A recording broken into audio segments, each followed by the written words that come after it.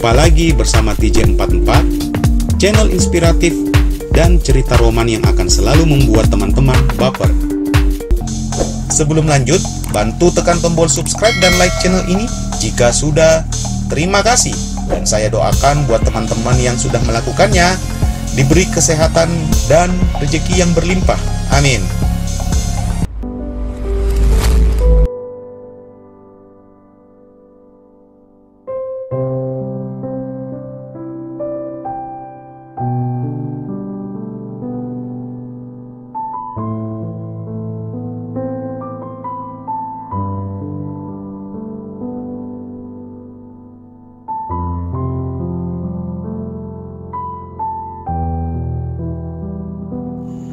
Tanpa pikir panjang, aku segera bergegas mengambil kunci mobil dan mencoba menghubungi teman-teman yang punya koneksi untuk memberangkatkanku ke Manado.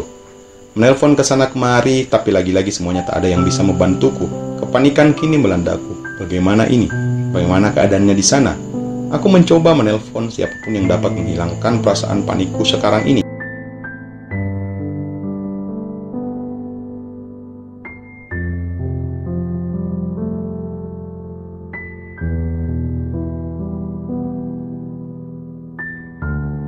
Tapi lagi-lagi semuanya tak berhasil. Semua yang kulakukan pada akhirnya membawaku pada suatu kenekatan yang mengharuskanku mengendarai Mazda CX-7 ku ini menuju ke Manado.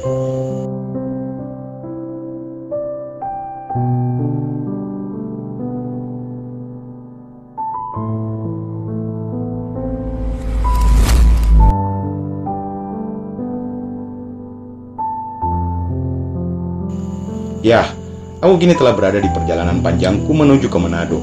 Aku telah menyiapkan segalanya. Kepanikanku membutakanku, menghalangi akal sehatku jika perjalananku ini membutuhkan waktu setidaknya 3 hari 2 malam. Tapi aku tak pedulikan hal itu.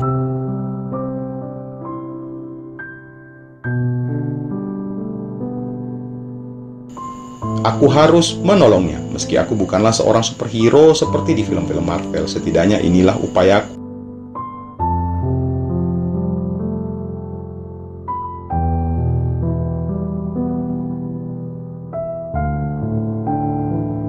Upaya terakhirku untuk dapat membuktikan kalau aku masih mencintainya, masih menginginkannya untuk tetap bisa hidup. Aku tak mau kehilangannya.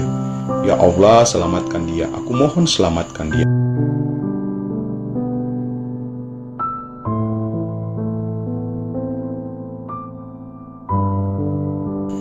Aku menangis, benar-benar menangis selama perjalanan.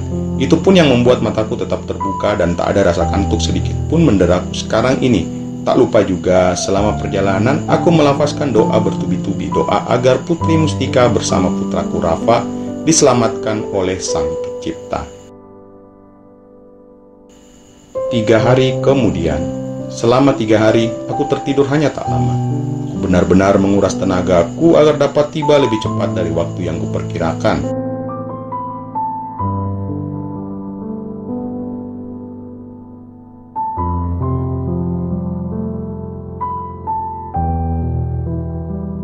Dan anehnya, aku tak merasakan ngantuk sama sekali.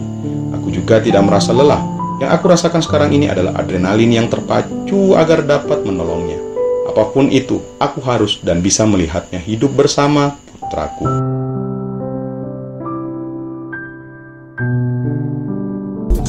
Sebelum lanjut, bantu tekan tombol subscribe dan like channel ini jika sudah. Terima kasih. Dan saya doakan buat teman-teman yang sudah melakukannya, diberi kesehatan dan rezeki yang berlimpah. Amin.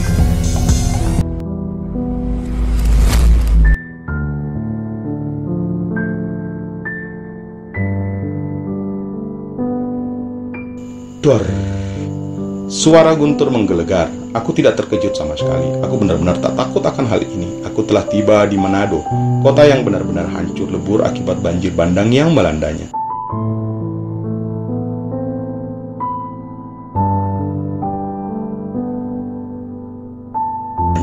Tak perlu gue jelaskan bagaimana keadaan dan kondisi sekarang ini. Silahkan kalian baca aja di berita keadaan kota ini. Duar. Lagi-lagi kembali suara guntur menggelegar di langit yang sudah terlihat gelap. Kemudian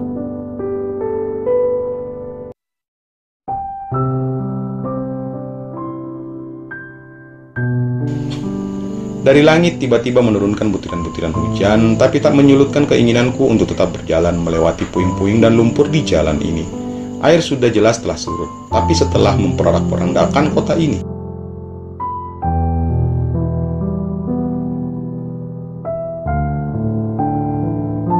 Mobilku sendiri sudah jelas hanya bisa diparkir di dataran tinggi sana, sedangkan kini aku hanya berjalan kaki bersama beberapa warga yang bergotong royong, membantu antar sesama. Kalau aku jelas tujuanku mencari keberadaannya.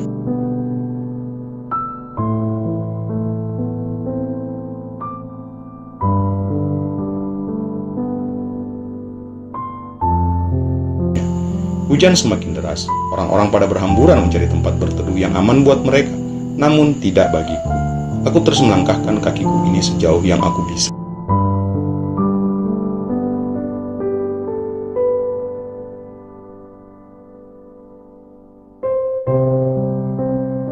Berkali-kali langit membunyikan suara gemuruh guntur di atas sana, membuat semua orang menjadi panik, apalagi beberapa atap terlihat berterbangan karena diterpa angin kencang yang tiba-tiba muncul.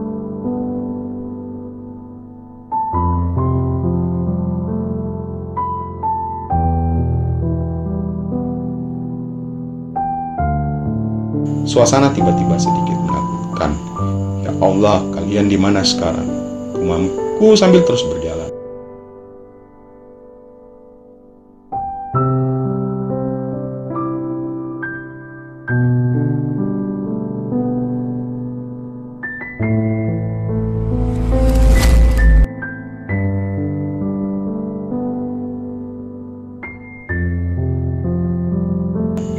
Sudah berjam-jam lamanya aku berada di sini, berada di tengah-tengah para manusia yang tak takut kematian. Bagaimana upaya yang mereka lakukan untuk menolong antar sesama, aku pun sesekali melakukan hal yang sama, tapi tetap melangkah maju, menerobos derasnya hujan.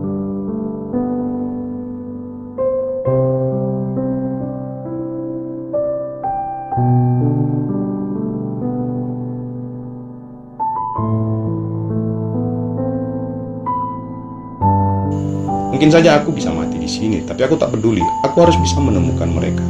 Setidaknya, aku harus melihatnya sebelum aku benar-benar menghembuskan nafas terakhirku.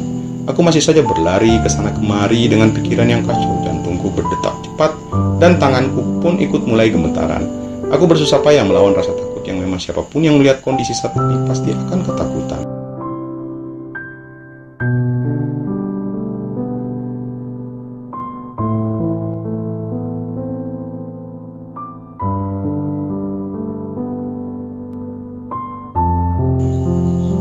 Ditambah lagi, pemerintah kota membunyikan sirine peringatan adanya tsunami yang tentu saja membuatku makin khawatir jika terjadi apa-apa.